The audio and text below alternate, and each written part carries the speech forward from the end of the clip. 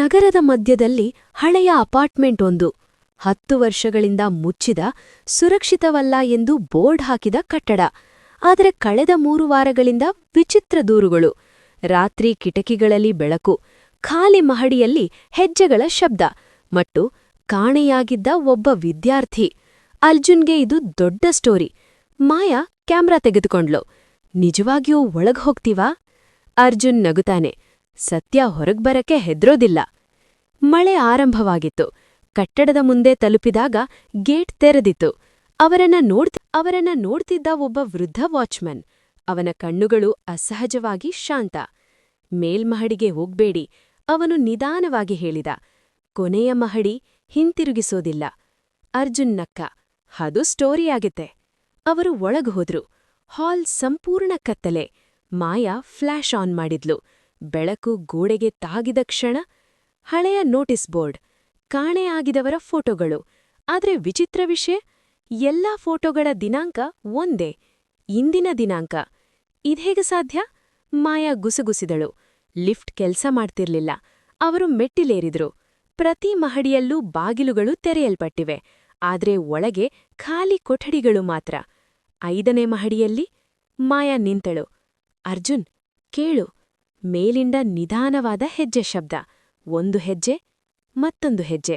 ಆದ್ರೆ ಯಾರೂ ಕಾಣ್ಲಿಲ್ಲ. Arjun phone ತೆಗೆದ್ಕೊಂಡ. Record button ಒತ್ತಿದ. ಯಾರಿದ್ದೀರಾ? ಅವನು ಕೂಗಿದ. ಉತ್ತರ ಇಲ್ಲ. ಆದ್ರೆ ಫೋನ್ ಸ್ಪೀಕರ್ನಲ್ಲಿ ಧ್ವನಿ ಕೇಳಿಸಿತು. ನೀವು ಬಂದಿದ್ದೀರಾ? ಅರ್ಜುನ್ ಬೆಚ್ಚಿಬಿದ್ದ. ಯಾರ್ ಮಾತ್ನಾಡ್ತಿದ್ದಾರೆ? ಧ್ವನಿ ಶಾಂತವಾಗಿತ್ತು. ನೀವು ಸತ್ಯ ಹುಡುಕ್ತಿದ್ದೀರಾ ಅಥವಾ ನಿಮ್ಮನ್ನೇ? ಫೋನ್ ಆಫ್ ಆಯ್ತು. ಅವರು ಮೇಲಿನ ಮಹಡಿಗೆ ತಲುಪಿದರು. ಬಾಗಿಲು ಅರ್ಧ ತೆರೆದಿತ್ತು. ಒಳಗೆ ಬೆಳಕು.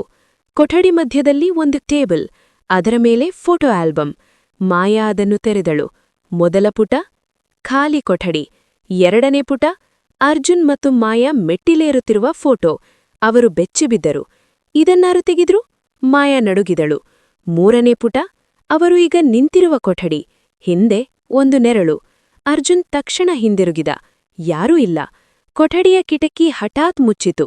ಬಾಗಿಲು ಲಾಕ್ ಆಯ್ತು. ಬೆಳಕು ಮಿಂಚಿತು. ಗೋಡೆಯ ಮೇಲೆ ಪ್ರೊಜೆಕ್ಷನ್. ವಿಡಿಯೋ ಪ್ಲೇ ಆಯಿತು. ಅದರಲ್ಲೊಬ್ಬ ಯುವಕ ಕ್ಯಾಮ್ರಾ ಮುಂದೆ ಮಾತನಾಡ್ತಿದ್ದ. ನಾನಿಲ್ಲಿ ಸಿಕ್ಕಿಹಾಕಿಕೊಂಡಿದ್ದೇನೆ. ಯಾರಾದ್ರೂ ಈ ವಿಡಿಯೋ ನೋಡಿದ್ರೆ ಹೊರಗೆ ಹೋಗ್ಬೇಡಿ. ಮನೆ ಜನರನ್ನ ಬದಲಾಯಿಸುತ್ತೆ. ವಿಡಿಯೋ ಹಠಾತ್ ಸ್ಟಾಪ್ ಆಯ್ತು. ಮಾಯಾ ಗುಸುಗುಸಿದಳು. ಇವನೇ ಕಾಣೆಯಾಗಿದ್ದ ವಿದ್ಯಾರ್ಥಿ. ಹಠಾತ್ ಕೊಠಡಿ ತಣ್ಣಗಾಯ್ತು. ಅಪರಿಚಿತ ಧ್ವನಿ ಮತ್ತೆ ಕೇಳಿಸಿತು. ಪ್ರತಿ ಮಹಡಿಗೂ ಒಂದು ನೆನಪಿದೆ. ಕೊನೆಯ ಮಹಡಿ ಸತ್ಯ. ಅರ್ಜುನ್ ಕೋಪದಿಂದ ಕೂಗಿದ. ನೀನ್ ಯಾರು? ಮೌನ. ನಂತರ ಕನ್ನಡಿಯ ಮುಂದೆ ಚಲನೆ. ಕೊಠಡಿಯ ಮೂಲೆಯಲ್ಲಿ ದೊಡ್ಡ ಕನ್ನಡಿ. ಅರ್ಜುನ್ ಹತ್ತಿರ ಹೋದ. ಕನ್ನಡಿಯಲ್ಲಿ ಅವನು. ಆದ್ರೆ ಕಣ್ಣುಗಳಲ್ಲಿ ಭಯ. ಪ್ರತಿಬಿಂಬ ಮಾತನಾಡಿತು. ನೀನು ಹೊರಗೆ ಹೋಗಲು ಬಯಸ್ತೀಯಾ? ಅರ್ಜುನ್ ಹಿಂದೆ ಸರಿದ. ಮಾಯಾ ಕೈ ಹಿಡಿದಳು. ಇದು ಸಾಧ್ಯವಿಲ್ಲ. ಪ್ರತಿಬಿಂಬ ಮುಂದುವಯಸಿತು. ಈ ಕಟ್ಟಡ ನೆನಪುಗಳನ್ನ ಹಿಡಿದುಕೊಳ್ಳುತ್ತೆ. ಯಾರಾದರೂ ಸತ್ಯ ನೋಡಿದ್ರೆ ಅವರು ಇಲ್ಲಿ ಉಳಿತಾರೆ. ಕೊಠಡಿಯ ಗೋಡೆಗಳು ನಿಧಾನವಾಗಿ ಬಿರುಕು ಬಿಟ್ಟವು. ಫೋಟೋ ಆಲ್ಬಮ್ ಸ್ವತಃ ಪುಟ ತಿರುಗಿತು. ಹೊಸ ಫೋಟೋ. ಅರ್ಜುನ್ ಕನ್ನಡಿಯ ಮುಂದೆ, ಹಿಂದೆ ಮಾಯಾ ನೆರಳು. ಆದ್ರೆ ಮಾಯಾ ಮಸುಗ. ಅರ್ಜುನ್, ಅವಳು ನಿಧಾನವಾಗಿ ಹೇಳಿದಳು. ನಾನು ಕಾಣೆಯಾಗ್ತಿದ್ದೀನಿ.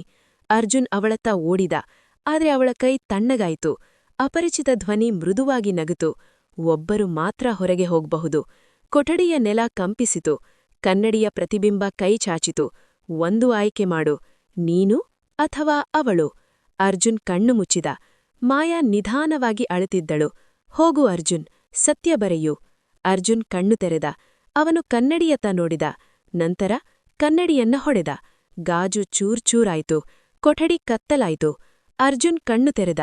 ಅವನು ಕಟ್ಟಡದ ಹೊರಗೆ ನಿಂತಿದ್ದ. ಬೆಳಗ್ಗೆ. ಮಳೆ ನಿಂತಿತ್ತು. ವೃದ್ಧ ವಾಚ್ಮ್ಯಾನ್ ಅವನತ್ತ ನೋಡಿದ. ಒಬ್ನೇ ಬಂದ? ಅವನ ಕೈಯಲ್ಲಿ ಕ್ಯಾಮೆರಾ. ಅವನು ಸ್ಕ್ರೀನ್ ನೋಡಿದ. ಕೊನೆಯ ಫೋಟೋ ಖಾಲಿ ಕೊಠಡಿ. ಮಧ್ಯದಲ್ಲಿ ಅರ್ಜುನ್. ಹಿಂದೆ ಮಾಯಾ ನೆರಳು. ಕಟ್ಟಡದ ಮೇಲ್ಮಹಡಿ ಕಿಟಕಿಯಲ್ಲಿ ಯಾರೋ ನೋಡ್ತಿದ್ರು. ಅರ್ಜುನ್ ಮೇಲೆ ನೋಡಿದ. ಕಿಟಕಿಯ ಗಾಜಿನ ಮೇಲೆ ಮಂಜು ಮೂಡಿತು. ಅದರ ಮೇಲೆ ಬರಹ ಮೂಡಿತು. ಸತ್ಯ ಇನ್ನೂ ಒಳಗಿದೆ. ವಾಚ್ಮನ್ ನಿಧಾನವಾಗಿ ಬಾಗಿಲು ಮುಚ್ಚಿದ. ಗಡಿಯಾರ ಕಟ್ಟಡದ ಒಳಗೆ ಮತ್ತೆ ಆರಂಭವಾಯಿತು. ಒಳಗೆ ಏನಾಯಿತು, ವಾಚ್ಮೆನ್ ಯಾರು, ಕಟ್ಟಡದ ರಹಸ್ಯ ಇನ್ನೂ ಗಾಢ ಸಸ್ಪೆನ್ಸ್ನಲ್ಲಿ ಮುಂದುವರಿಸ್ತೀನಿ.